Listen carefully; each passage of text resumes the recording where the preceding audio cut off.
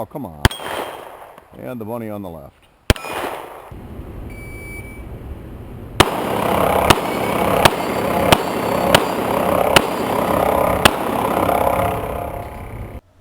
The K12 Sport by SAR also known as just SAR K12.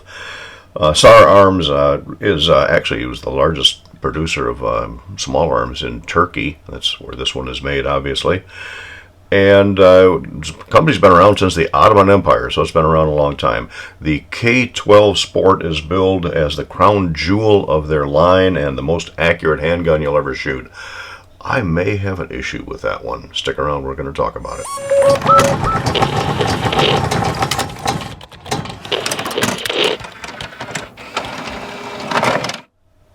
All right, the SAR K12 Sport. Let's get the good out of the way to start with. I picked this up pre-owned for a really good price. I thought that it's kind of got the CZ75 look to it, so I thought, yeah, okay, this is going to be an interesting gun. I like the fact it's manual safety, single action. You can see I've already changed the grips. I'm going to talk about those. Lock Grips sent me these grips because of an issue I had.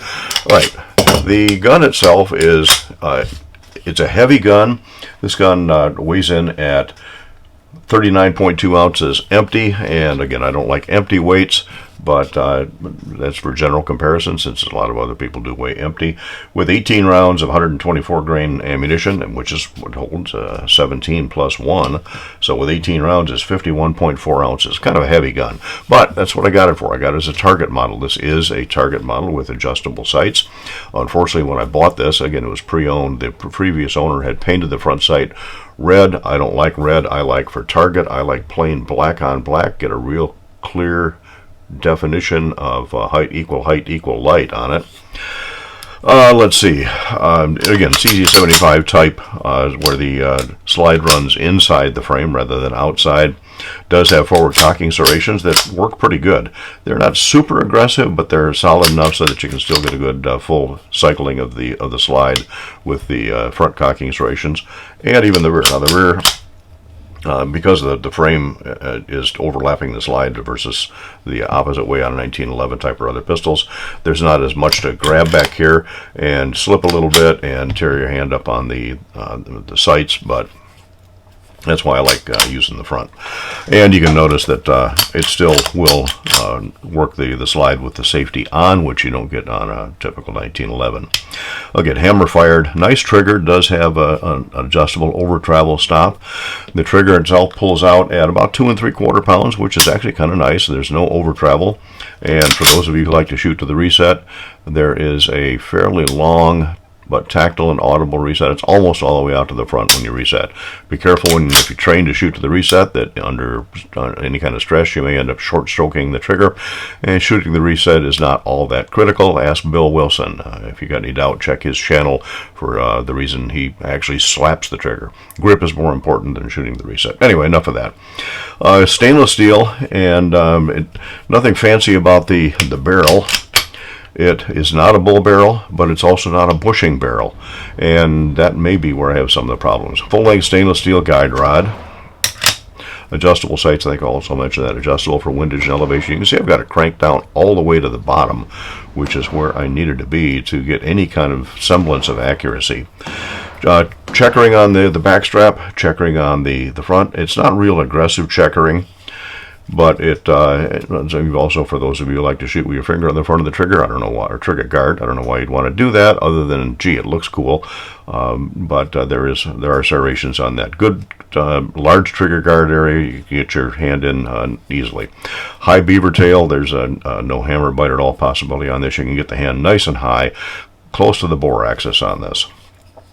Does have an aluminum mag well on it, and overall a nice gun. External extractor, typical CZ75 type of takedown. They also make this in the Sport X model that has cuts in the slide to make it a little bit lighter.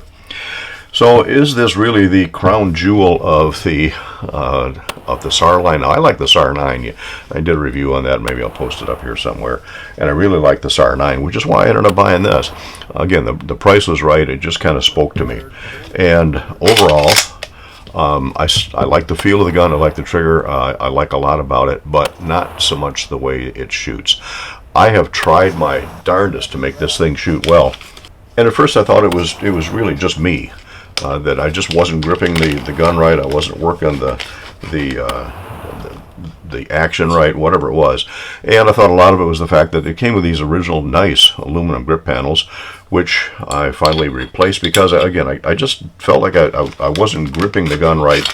So I reached out to Lock, one of my favorite grip companies. It's actually a good Michigan company, and told them the problem, and they sent me these grips. And I get a better feel on it with the Lock grips. It's got really good texture on them, and Lock is real responsive. They make some great grips, but I could get a good solid purchase on the gun now. But it's just, man, I just couldn't make this thing work. I tried it indoors initially at 15 yards. It wasn't doing what I wanted to do. Now, it'll run plates fine. I've taken it out to the plate rack a couple of times, and for that kind of action type shooting out to 12 yards, even 15 yards on 8-inch steel plates, it's generally pretty good. But again, thinking it might have been just me, I brought out my Bull Armory Government 1911. Again, I did a video on that one. We'll put it up here somewhere also. And just to see if it's going to be me or the gun.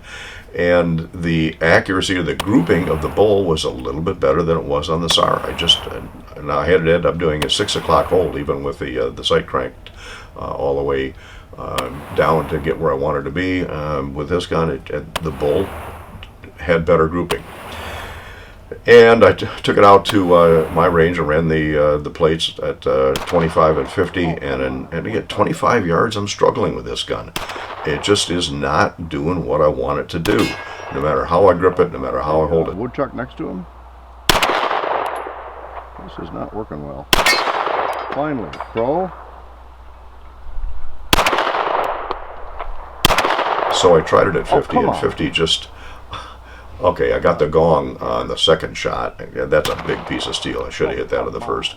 I managed to get the 16, managed to hit the 12 finally, couldn't hit the 10.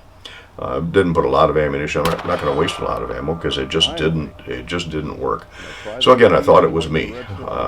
So I brought out my STI, the company is now known as Staccato 2011. Back when I bought this Duty 1 Light 5-inch government model, 9mm again, I did some comparison with this, and I think we shot it at either 15 or 25 yards. I can't remember which I did.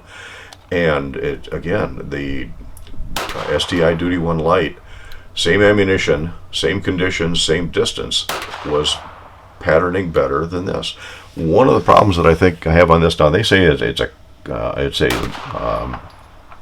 target crowned barrel. There's no crown at all to this barrel, and there is just a little bit of movement up and down and side by side with the barrel in this slide. I don't know whether or not the barrel is original. I got to believe it is, because it was a local owner. I can't believe that he would have changed the barrel out on this and then sold it. It's a ramped barrel, but again, it has a little bit of movement, and of course it's going to have movement when the slide's back, but it's got almost that same amount of movement when the slide is forward. And that tells me that I'm just not getting, the barrel to slide is not consistent, and therefore, no matter how well I got the sights lined up, no matter how careful I am with the trigger and the grip, the fact the barrel is potentially moving around just a little bit in that slide takes away the accuracy. So they can call it their crown jewel, and they can call it the most accurate. It's very far from the most accurate for me. Now, in the comments down below, maybe you'll have some comments about my shooting ability. Okay, again, that's why I compared it with a couple other guns. And if you've watched my channel any length of time, you know that my shooting ability, I may not be as good as I once was, but I'm as good once as I ever was. And again, I'm convinced that it's the gun in this case, not me. So you may comment the otherwise, but that's fine. Just keep your comments respectful. All right, the SAR K12 is not what it cracked up to be. Am I going to maybe change the barrel out on it, see what I can do? Yeah, if there's an aftermarket one available, maybe for what I've got invested in the gun, maybe not. But anyway, that's my take on the SAR K12. Just not at all impressed. Thanks for dropping in.